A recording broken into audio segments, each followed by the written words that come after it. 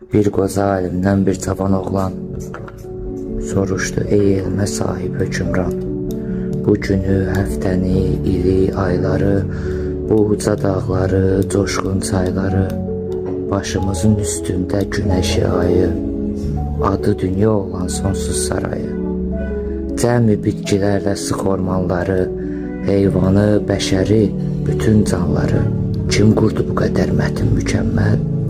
Kimin hünəridir bu böyük əməl? Alim dostu idi çox dahilərin, özü rəhbəri idi neçə əsərin. Yenə köməyinə yetişdi elm, belə cavab verdi oğlana alim: fövqal bir yaradan mövcuddur oğul, onun məkanına yetənmir ağıl. Amma ki ipucu deyim biləsən, böyük yaradandan nişan görəsən. Elmin dəryası var uzaqlardadır, suallara qismən cavab oradadır.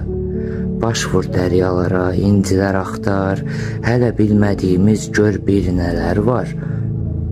Yalnız ibadətə vermə vaxtını, kitablar yanında qurdur taxtını, kitablar zəkaya bir yaraşıqdır, dünya qaranlıqsa elm işıqdır.